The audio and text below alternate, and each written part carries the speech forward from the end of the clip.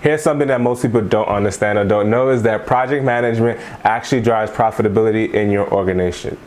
Whether it's projects or initiatives, these things that are getting done and completed on time and within budget will all drive profitability for your organization. So if you're seeing that your organization is struggling to keep their projects and their initiatives profitable, chances are it's going to affect their bottom dollar. I'm Darius, and I've been in project management for a very long time. I have experience working with large companies as well as small ones, city agencies, and nonprofits.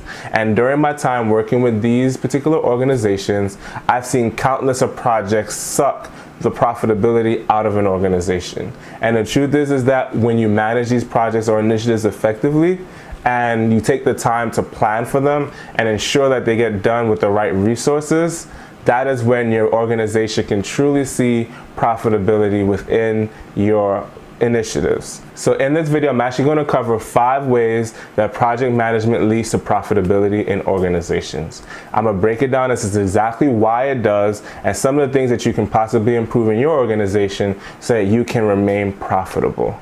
But with that said, I'm here to help you master the art of project management within your organization. But before we get started, please subscribe to the channel if you want more videos around project management and help your team take your project management skills to the next level. So before we get started, please like the video and please subscribe to the channel if you want more tips on how to take you and your team's project management skills to the next level. But with that said, and without further ado, let's jump right in.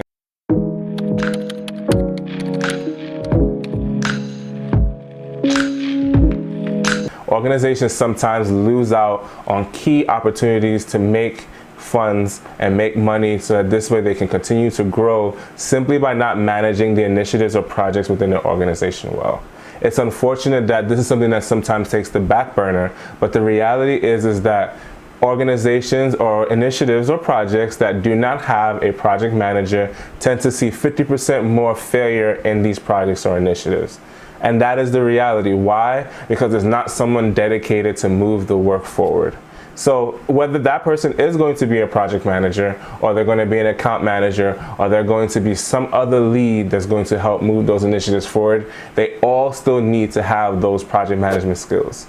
And the reality is that if you're able to move projects forward effectively, whether you're a project manager or not, you will be able to accomplish initiatives within your organization effectively and efficiently. And that's really the goal. The goal is to get those things done where it benefits the organization and when it moves things across the line with the most efficiency possible. So in this video, we're going to cover, like I said, 5 ways that project management skills helps businesses in profitability standpoint. So the first one I have here is strategic resource allocation. So project managers do a fantastic job of managing the resources that are on a project or an initiative. And this has to be the case when moving work forward. Why? Because knowing exactly who's doing what and what their role is on the project is key. You may have too much people working on one initiative, and you might be able to actually allocate that effectively across multiple initiatives that move the work forward for the organization. You may not need to have 2 people working on one thing that is figuring out how to implement a CRM system. You might actually be able to have 1 person in there. Whether you're trying to move any type of initiative forward in your organization, the truth is not having resource allocated effectively can lead to you spending a lot of money and time with one particular initiative. And the goal is to get as much initiatives as possible in the least amount of time. So resource allocation is one of those things. And how do you do that in project management? You identify what the resources are that you need for the project.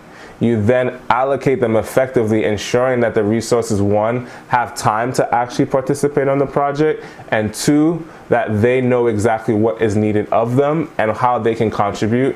And then lastly, for a bonus, is that they are capable in doing what it is that you're asking them to do. So whether that's a vendor, whether that's an internal stakeholder, whether that's a teammate, these are all your resources that you have available. So number 2, and another way that project managers and project management skills help businesses stay profitable is through rigorous budget management. If no one is taking a look at how the budget is being spent on the project, chances are it is going to blow out of the water. Anything that is not measured and checked will be blown out of the water. It will not make the target that you're aiming for because you're not measuring it. Have you ever seen that when you just do in baking, for example, and you're like, yeah, I'm gonna throw together these ingredients because I know that it'll make a cake in the end, but the cake doesn't come out exactly the way you want it because you didn't measure. It's the same thing. Whether it's your personal budget or whether it is a budget for an organization or a project or initiative, you have to manage that budget effectively. And if you're not taking the time weekly to check on that budget and ensure that everything is aligned in time and money and in scope, then chances are you're going to start blowing that budget. Someone has to be there to say, hey guys, we went over on this, so this costs too much. We need to cut back. If that is not a conversation in your organization around initiatives, you're losing money. So having someone with the skills to just review the budget weekly is key in ensuring that your business and your projects stay profitable. Number 3 is risk mitigation and problem solving. Look, the reality is that every initiative and every project is going to come across some form of constraint or issue as you go through the project. And the reality is that if you're not having someone there to look out for those risks, to mitigate or manage those risks effectively, and then to problem solve through it while the team themselves work out whatever their expertise is at, then chances are your projects are going to start to run over in terms of budget. You're going to lose out on these key opportunities to keep the budget tight because you missed the fact that this potential risk was something that could come up and delay the project in some way, shape, or form. And like I said before, not all risks are bad. Some risks are actually opportunities to even improve upon the project scope and timeline itself. And if you're not watching for those opportunities either, then you're not maximizing the purpose of having someone on board to keep track of those things. If you can speed up a timeline by 2 weeks and cut a resource so that this way the project stays profitable, you need to be able to see that just as much as there's a regulation that's coming out that might impact what you do on that particular project. The reality is we must manage the risk and we must manage our projects and we must be good problem solvers. And not having someone do that is really going to blow your budgets on all of your projects. Number 4 is on-time delivery and quality assurance. Now, number 1, we do know that time is money when it comes to business. So if something takes you an extra 2 weeks, you're losing out on that opportunity cost off the back. However, if you get it done early and it is of poor quality, you're losing out on those opportunities just the same. And I say that because a lot of the times we will prioritize on-time delivery over quality, and the reality is that these two things go hand in hand. You got to have quality as well as you have to have an on-time delivery. So you need somebody to make sure resources have what it needs to deliver on time and deliver in quality, and then have the proper steps in place to ensure that quality stays and remains top tier on that project or initiative. You need to have those internal reviews. You need to have those client reviews. You need to make sure that the project is aligning with the scope and what is going on and the deliverables. You want to make sure that that is the case because it'll lead to a lot of rework and then you just blow the timeline anyways. So quality and schedule are both, in my opinion, hand in hand.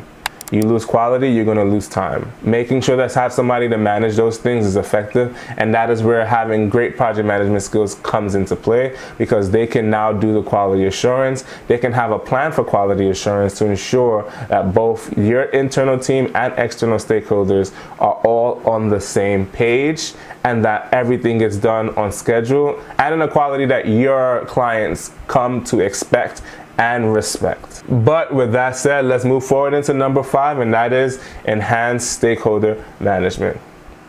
Now, everything that I mentioned before this one is very much important in profitability, but how you manage your stakeholders can truly make or break your project.